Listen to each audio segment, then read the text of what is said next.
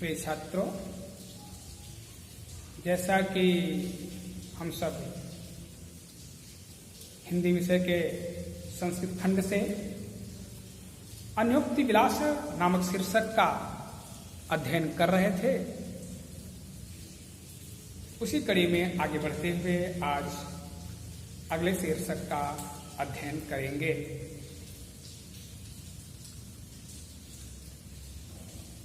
जैसा कि हम लोग अन्योक्ति विलास नामक शीर्षक का अध्ययन कर रहे थे, अन्योक्ति विलास शीर्षक से अन्योक्तपूर्ण अर्थ का अध्ययन किया गया, क्योंकि यहाँ अन्योक्ति एक अलंकार भी होता है। अन्योक्ति से अन्योक्तपूर्ण अर्थ के रूप में इसका हिंदी में अनुवाद लिखा जाता है, तो इसका आप ध्यान देंगे। उसी कड़ी में आगे बढ़ते हुए अगला श्लोक है। रात्रिर्गमिष्यति भविष्यति सुप्रभातम् भस्वानुदयिष्यति हसिष्यति पंकजालिः इत्थं विचिन्तयति कोशगते द्विरीफे हा हन्त हन्त नलिनी गज उच्चार। रात्रिर्गमिष्यति भविष्यति सुप्रभातम्। रात्रिर्गमिष्यति माने रात बीत जाएगी, भविष्यति सुप्रभातम सुंदर प्रभात होगा, सुंदर सवेरा होगा। भस्वान उदेष्यति, भस्वान उदेष्यति माने सूर्यदेव का उदय होगा। हंस्यति पंकजालिः, पंकज माने कमल होता है, कमल की कलियां हंसेंगी माने खिल उठेंगी। इत्थम विचिन्तयति कोशगते द्विरीफे, कमल के कोश में गया हुआ द्वीप माने भौरा। इत्थम विचिंतित माने इस प्रकार से विचार करता रहता है कि हा हंत हंत नलिनी गज उच्चार, कि हंत है, कष्ट है, कष्ट है। उस नलिनी को, उस कमलनी को हाथी उखाड़ करके कुचल देती है। कहा रात्रिर्गमिष्यति भविष्यति सुप्रभातम्। एक कमल के कोष में भौरा जाकर के सायंकाल की बेला में ही बैठ जाता है और कमल के कोष में बैठ करके वो ये विचार करता है, कोष गते द्विरीफे, कमल के कोष में गया हुआ द्विरीफ माने भौरा इस प्रकार से विचार कर रहा है कि रात्रिर्गमिष्यति माने रात बीत जाएगी, भविष्यति सुप्रभातम बढ़िया सुंदर सवेरा होगा। और जब सवेरा होगा तो भस्वान उदेष्यति, भस्वान यानी सूर्यदेव, सूर्यदेव उदय होंगे। जब सूर्यदेव उदय होंगे तो हसिष्यति पंकजाली, पंकज अली कमल की कलियां जो है वो हंसीगी मानी खिल उठेगी। कमल और सूर्य का ऐसा लगाव भी होता है कि सूर्य को देख करके कमल खिल जाता है और कुमुदनी सूख जाती है। लेकिन जब सूर्य अस्त हो जाता है और चंद्रमा का उदय होता है तो कुमुदनी खिल उठती है और कमल वो सूख जाता है। यह एक पारस्परिक संबंध है, एक आत्मीय लगाव है, कुछ आंतरिक इसमें कारण है, वो ही जानते हैं। तो कहा रात्रि गमिष्यति भविष्यति सुप्रभातम, रात्रि बीत जाएगी, बढ़िया सुंदर सवेरा होगा। भस्वान उदेष्यति, सूर्यदेव उदय होंगे। हसिष्यति पंकजालिः, कमल की कलियां खिल उठेंगी। इत्थम विचिन्तयति कोश गते द्विरीफे माने कमल के कोश में गया हुआ द्विरीफ माने भौरा इस प्रकार से विचार करता रहता है कि जब खिलेगा तो उसके कमल का, उस कमल के पराग का आनंद सबसे पहले मैं ही लूंगा, ऐसा सोच करके उसमें जाकर के वो बैठता है।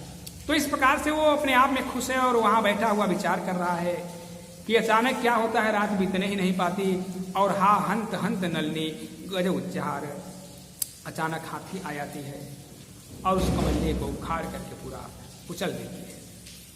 यहाँ एक अन्योक्ति के रूप में लेंगे, अन्योक्तिपूर्ण अर्थ के रूप में देखेंगे तो एक निर्धन व्यक्ति के बारे में संबोधित किया गया है कि एक निर्धन व्यक्ति जो है वो सोचता है कि एक दिन हमारा भी ऐसा समय आएगा कि दुख रूपी रात्रि बीत जाएगी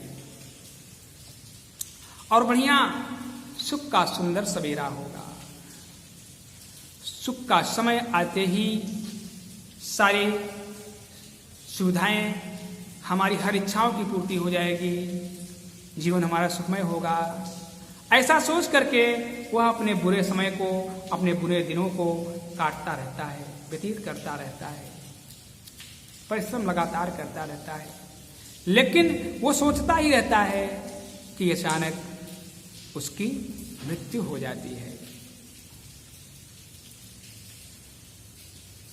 एक निर्धन व्यक्ति ये विचार करता है कि एक दिन हमारी ये दुख रूपी रात बीत जाएगी, बढ़िया सुंदर सवेरा होगा, खुशियां चारों ओर, खुशियों की लहर दौड़ पड़ेगी, मेरा समय बदल जाएगा, सब हमारी ओर की हुए, हमारी हर आकांक्षाओं, हमारे हर इच्छाओं की पूर्ति हो जाएगी। ऐसा सोच करके वो अपने दुख के दिनों को, अपने बुरे दिनों को व्यतीत करता है। लेकिन अचानक क्या होता है कि उसकी मृत्यु हो जाती है, उसकी सारी आकांक्षाओं पर, सारी इच्छाओं पर पानी फिर जाता है। इस प्रकार से अन्योक्ति विलासः शीर्षक के समस्त श्लोकों का हिंदी में अनुवाद किया गया। ये श्लोक एक सुभाषित के रूप में बहुत ही अच्छे हैं और आप जानते हैं कि पृथिव्याम त्रीणि रत्नानि जलम अन्नम सुभाषितम। पृथ्वी के मुख्य रूप से 3 ही रत्न हैं, जल, अन्न और सुभाषित। एक सुभाषित के रूप में आप इन समस्त श्लोकों का अध्ययन करेंगे और उसको कंठस्थ करेंगे तथा उसका हिंदी में अनुवाद करेंगे। इसके बाद संस्कृत खंड में से हमने आपको वाराणसी पढ़ाया, अब ये अन्योक्ति विलासः हुआ। अब आगे अगले शीर्षक का अध्ययन करेंगे, लेकिन अगले शीर्षक का अध्ययन करने से पहले आप इनका हिंदी में अनुवाद करते रहेंगे, पढ़ते रहेंगे। जो भी आपको यहाँ हिंदी में अनुवाद बताया जा रहा है, आप अपने नोट अभ्यास पुस्तिका में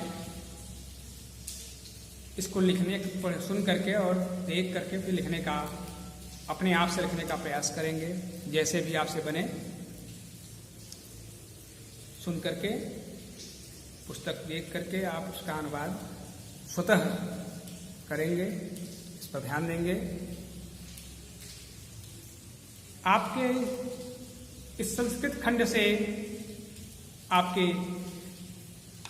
पेपर में हिंदी अनुवाद के लिए आता है, या श्लोक आता है उसका अनुवाद करना पड़ता है, या एक पैराग्राफ रहेगा गद्यावतरण, उसका हिंदी में अनुवाद करना पड़ेगा। और एक श्लोक लिखने के लिए आता है, तो इस श्लोक में आप कम से कम 2 श्लोक तैयार करेंगे, इसलिए कि एक श्लोक अनुवाद के लिए आता है। तो जो आपके पेपर में आया हुआ है वह आपको लिखने के लिए मना किया गया है, उसको आप नहीं लिख सकते, उस पर अंक नहीं मिलेगा। तो आप कम से कम 2 श्लोक तैयार करेंगे, हिंदी में इसका अनुवाद करेंगे। उसके बाद फिर आता है इस संस्कृत खंड से आधारित पाठों से पूछे गए किन्हीं 2 प्रश्नों का उत्तर दीजिए। संस्कृत में ही उसका उत्तर देना पड़ता है। वो प्रश्नोत्तर आपको लिखवाएंगे, तो उसको आप तैयार करेंगे। इस प्रकार से संस्कृत खंड से आगे देखेंगे। संस्कृत खंड जहाँ पर समाप्त हो रहा है, तो वहाँ पर शब्दरूप और धातु रूप दिए गए हैं। तो आपके कोर्स में जो भी शब्दरूप दिए गए हैं, उन शब्दरूप का अध्ययन आप करेंगे, उसको तैयार अभी से करेंगे। धातु रूप को आप तैयार करेंगे। शब्दरूप, धातु रूप के बाद आपका संधि है। संधि में सिर्फ आपको स्वर संधि ही पढ़ना है और स्वर संधि में कक्षा 9 में आप दीर्घ संधि और गुण संधि का अध्ययन किए थे और कक्षा 10 में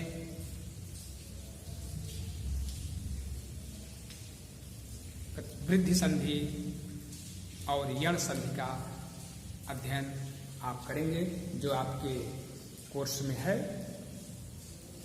संधि के बाद समास आता है। समास में भी आपको कक्षा 9 में आपने पढ़ा था अव्ययी भाव समास और तत्पुरुष समास, जबकि कक्षा 10 में आपको शेष बचे हुए 4 समास हैं, कुल 6 समास होते हैं, जिसमें कि 2 आपने कक्षा 9 में अध्ययन किया तो बताया गया था। कक्षा 10 में आपको पढ़ना है द्वंद्व समास, द्विगु समास, कर्मधारय समास और बहुब्रीहि समास। ये 4 समास आपको कक्षा 10 में पढ़ने हैं। इसका अध्ययन आप करेंगे, आपको लिखवाया भी जाएगा। ये आपके संस्कृत खंड से कोर्स की बात रही। अब हम अगले दिन अगले शीर्षक का अध्ययन करेंगे।